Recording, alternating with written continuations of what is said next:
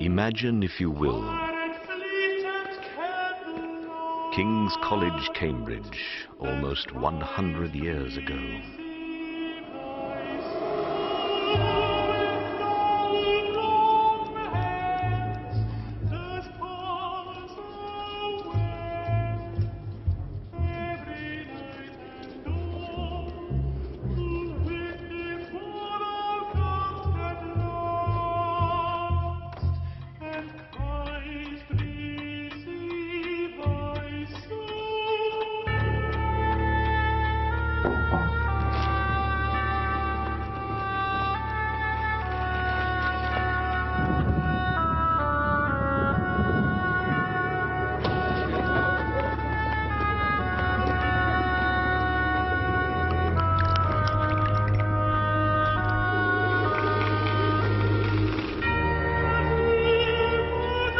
Every Christmas Eve has its ritual.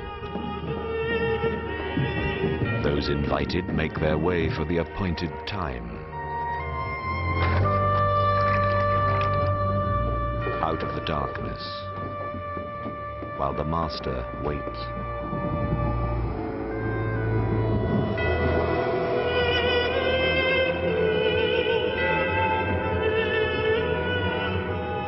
Montague Rhodes James, Provost of Kings, scholar, antiquary, and writer of ghost stories.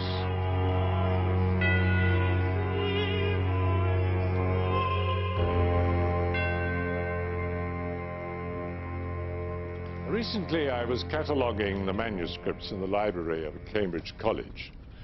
I reached the end of the numbered volumes on the shelves, and I asked the librarian whether there were any more papers which he thought I ought to include in my description. There was a tin box which was pulled out and dusted.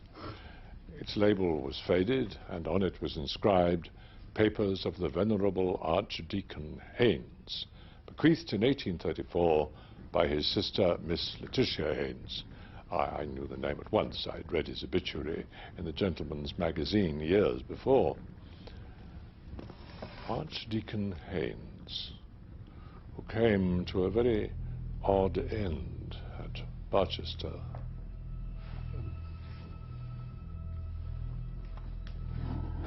Dr. Haynes, already a mature man. Thank you. Moved to Barchester with his sister in the year 1810. The office of Archdeacon had long been the object of his wishes, but his predecessor, Pulteney, refused to depart until he had attained the age of 92. About a week after the celebrations of that 92nd birthday, Dr. Haynes hurried cheerfully into his breakfast room, rubbing his hands, humming a tune. He was greeted by the sight of his sister seated in her usual place behind the tea urn, but bowed forward and sobbing unrestrainedly into her handkerchief. What is the matter? What bad news? He began. "Oh, Johnny, you haven't heard. The poor dear Archdeacon." "The Archdeacon? Yes. Well, what is it? Ill, is he?" "Oh, no. They found him on the staircase this morning. It is so shocking." "It's possible? Dear. Poor Pulteney. Did he have a seizure?" "They don't think so," said Miss Haynes. "That is almost the worst thing about it. It seems to have been all the fault of that stupid maid of theirs, Jane." Dr. Haynes paused. "I don't quite understand, Letitia. How was the maid at fault?" "Well, as far as I can make out," Miss Haynes said, "there was a stair rod missing, and she never mentioned it. And the poor Archdeacon Pulteney set his foot quite on the edge of the step. You know how slippery that oak is. And it seems he must have fallen almost the whole flight, broken his neck."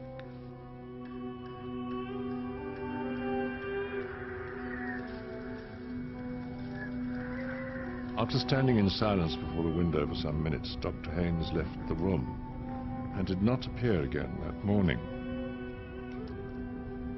I need only add that the careless maidservant was dismissed forthwith, but that the missing stair rod was very shortly afterwards found under the stair carpet. Additional proof, if anyone needed, of extreme stupidity and carelessness on her part. For a good many years, Dr. Haynes had been marked out by his ability, which seems to have been really considerable, as the likely successor of Archdeacon Pulteney, and he wasn't to be disappointed. He was duly installed and zealously gave himself over to the responsibilities of his new position. Functions, as he discovered, sadly neglected by the late Archdeacon Pulteney. Look in Haynes' journals. He lists what Archdeacon Pulteney has failed to do. Dues uncollected for 12 years, no visits for 7 years, 4 churches in disrepair, his deputies nearly as incapable as himself.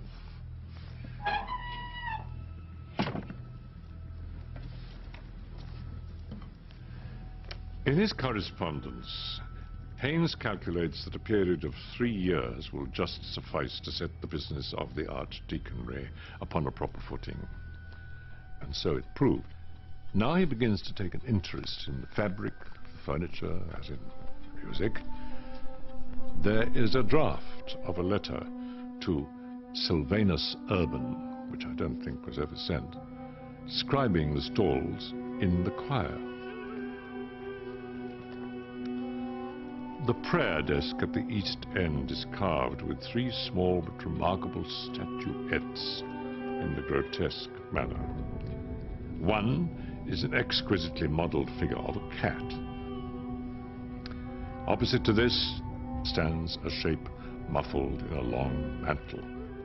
This might at first sight be mistaken for a monk or friar of orders grey, for the head is cowled and a knotted cord hangs down from somewhere about the waist. A slight inspection, however, will lead to a very different conclusion. The knotted cord is quickly seen to be a halter, held by a hand all but concealed within the draperies, while the sunken features, and horrid to relate, the rent flesh upon the cheekbones, proclaim the king of terrors. These figures are evidently the production of no unskilled chisel. Some late researches among the chapter accounts have shown me that the carving of the stalls was not, as was very usually reported, the work of Dutch artists, but was executed by a native of this city or district named Austin. The timber was procured from an oak copse in the vicinity, the property of the dean and chapter, known as Holy Wood. Upon a recent visit to the parish, Haynes writes, "I learned from an aged and respectable local some of the history of the oaks employed to furnish the cathedral with its stalls.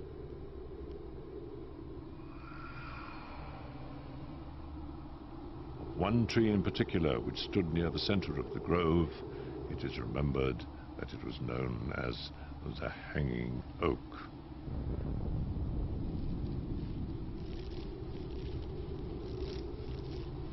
A quantity of human bones was found in the soil.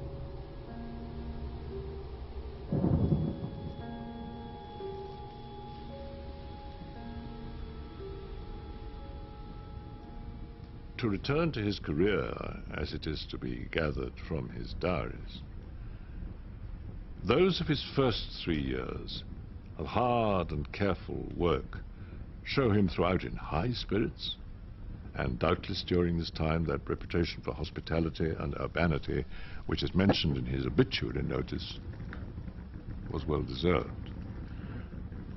After that, as time goes on, I see a shadow coming over him, destined to develop into utter blackness, which I can only think must have been reflected in his outward demeanor. He commits a good deal of his fears and troubles to his diary. There was no other outlet for them. He was unmarried, and his sister was not always with him.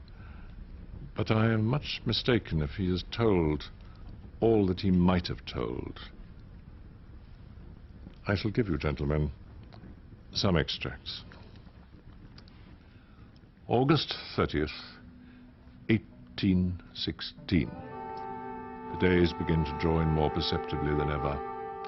Now that the archdeaconry papers are reduced to order, I must find some further employment for the evenings, hours of autumn and winter. It is a great blow that Letitia's health will not allow her to stay through these months. Why not go on with my defense of episcopacy? It may be useful. September the 15th. Letitia has left me for Brighton. October the 11th, 1816. Candles lit in the choir for the first time at evening prayers. It came as a shock. I find that I absolutely shrink from the dark season. November 17th, 1816. During the Magnificat, I was, I regret to say, almost overcome with sleep. My hand was resting on the back of the carved figure of a cat, which is the nearest to me of the three figures at the end of my stall. I was not aware of this, for I was not looking in that direction until I was startled by what seemed a softness, a feeling of rather rough and coarse fur, and sudden movement as if the creature were twisting round its head to bite me. The impression of the unpleasant feeling was so strong that I found myself rubbing my hand upon my surplice.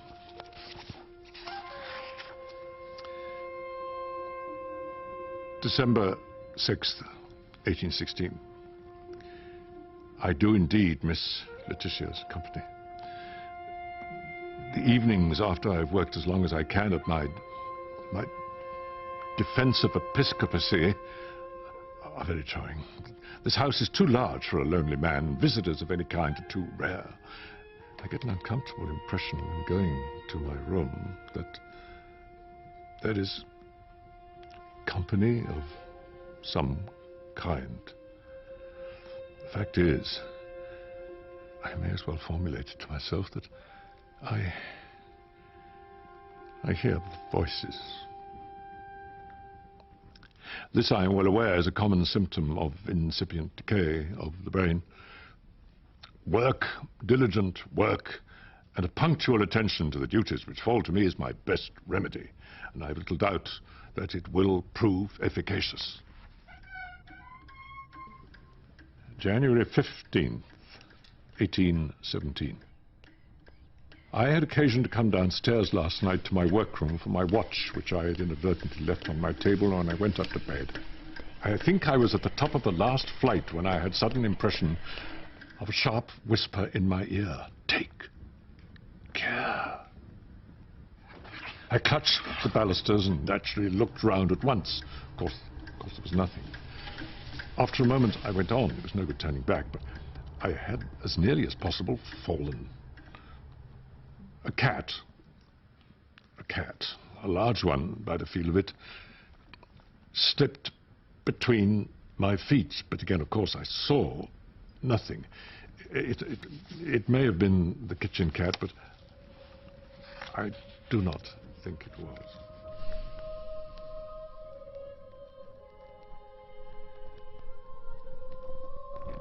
Now, I digress to mention a document which, rightly or wrongly, I believe to have a bearing on the thread of my story.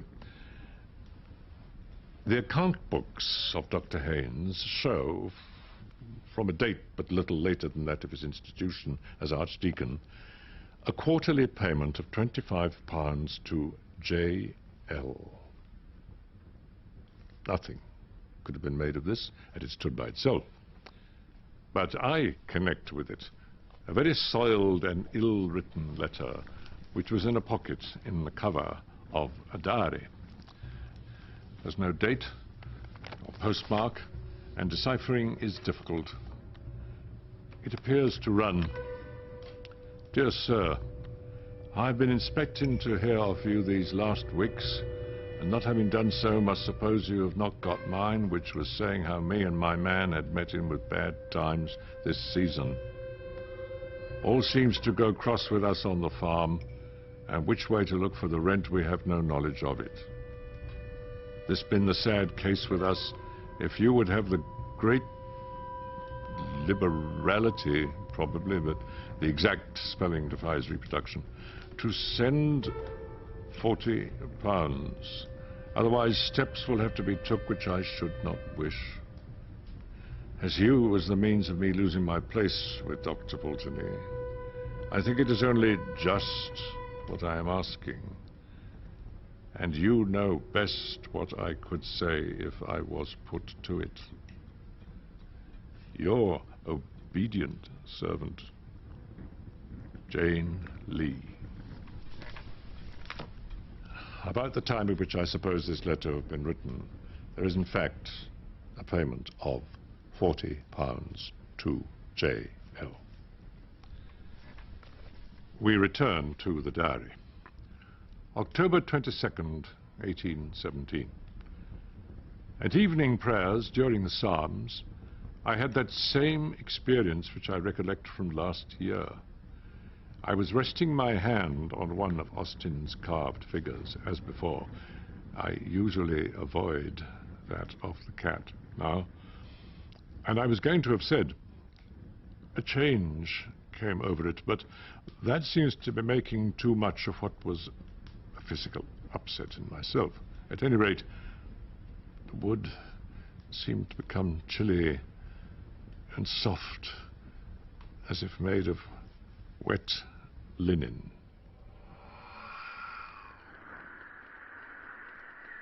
The whispering in my house was more persistent tonight.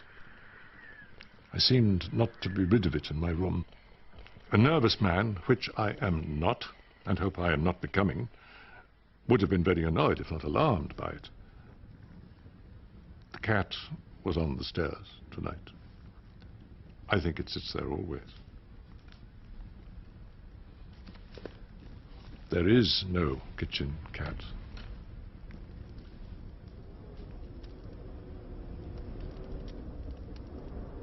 November 15th, 1817. Here again I must note down a matter I do not understand. I have been much troubled in my sleep. No definite image presented itself, but I was pursued by the very vivid impression that wet lips were whispering into my ear, very rapidly, over and over. After this, I suppose I fell asleep, but I was awakened with a start by a feeling as if a hand were laid on my shoulder. To my intense alarm, I found myself standing at the top of the lowest flight of the first staircase. The moon was shining brightly enough through the large window to let me see that there was a large cat upon the second or third step. I can make no comment.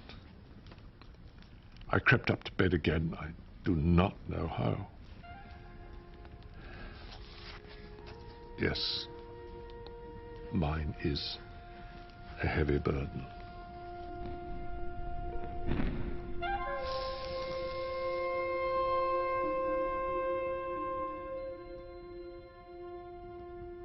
Then follows a line or two which has been scratched out. I fancy I read something like, "acted for the best." Not long after this, it's evident to me that the Archdeacon's firmness began to give way under the pressure of these phenomena. I omit, they are too painful, all the lamentations and beseeching and praying. Throughout this time, he is obstinate in clinging to his post. He tried to distract himself, inviting visitors to his house. January 7th, 1818. I prevailed on my cousin Alan to give me a few days, and he's to occupy the chamber next to mine. A still night. Alan slept well, but complained of the noise of the wind. My own experiences were as before, still, whispering, whispering. What is it that he wants to say? January 9th. Alan thinks this is a very noisy house. He thinks, too, that my cat is an unusually large and fine specimen, but very wild. January 10th, 1818. Alan and I in the library until 11. He left me twice to see what the maids were doing in the hall. Returning the second time, he told me that he'd seen one of them going through the door at the end of the passage, and said if his wife were here, she would soon get them into better order. I asked him what colored dress the maid wore. He said grey or white. I supposed it would be so.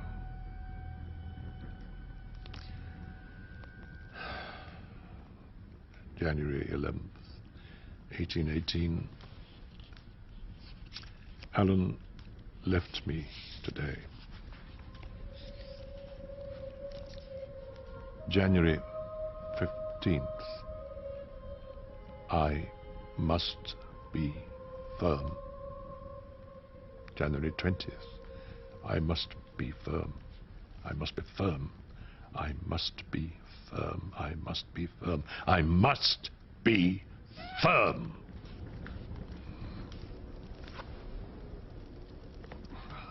These words, I must be firm, occur again and again on subsequent days. Sometimes they're the only entry. They are in an unusually large hand. I must be firm. And dug into the paper in a way which must have broken the pen that wrote them. Apparently, the Archdeacon's friends did not remark any change in his behavior, and this gives me a high idea of his courage and determination. The diary tells us nothing more than I have indicated of the last days of his life.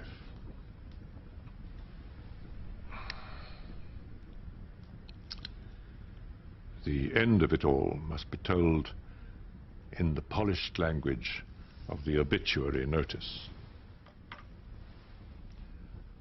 The morning of the 26th of February was cold and tempestuous. At an early hour, the servants had occasion to go into the front hall of the residence occupied by the lamented subject of these lines.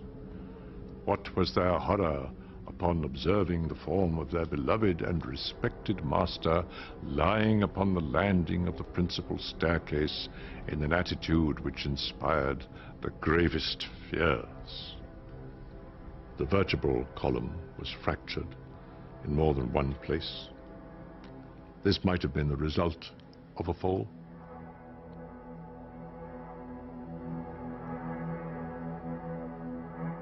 It appeared that the stair carpet was loosened at one point. But in addition to this, there were injuries inflicted upon the eyes, nose, and mouth, as if by the agency of some savage animal, which, dreadful to relate, rendered those features unrecognizable. The vital spark was, it is needless to add, completely extinct. I had already formed the conclusion that Dr. Haynes was responsible for the death of Dr. Pulteney. Haynes' ambition, the missing stair rod, the maid's dismissal, her demand for money, all point to his guilty hand. But the incident connected with the carved figure of death upon the Archdeacon's stall was a very perplexing feature. My conjecture was that it had been cut out of the wood of the hanging oak. That might have been obvious enough, but also impossible to substantiate. However, I paid a visit to Barchester, partly with the view of finding out whether there were any relics of the woodwork to be heard of. I was introduced by one of the canons to the curator of the local museum. I told this gentleman of the description of certain carved figures and arms formerly on the stalls, and asked whether any had survived. He was able to show me the arms of Dean West and some other fragments. These, he said, had been got from an old resident who had once owned a figure, perhaps one of those which I was inquiring for. There was a very odd thing about that figure, he said. The old man who had it told him that he picked it up in a wood yard where he'd obtained the other pieces and had taken it home for his children. On the way home he was fiddling about with it, and it came in two in his hands, and a bit of paper dropped out. This he picked up and mounted on a card. The paper was quite legibly inscribed in old-fashioned script, and this is what was on it. When I grew in the wood, I was watered with blood. Now in the church I stand. Whoso touches me with his hand, if a bloody hand he bear, I counsel him to beware, lest he be fetched away either by night or day, but chiefly when the wind blows high on a night in February.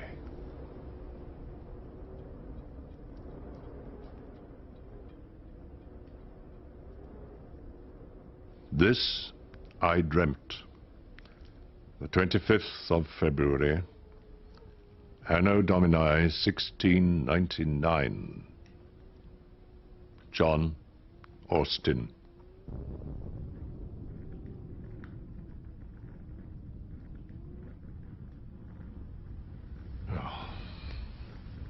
I suppose it's a charm or a spell, something of that sort, said the curator.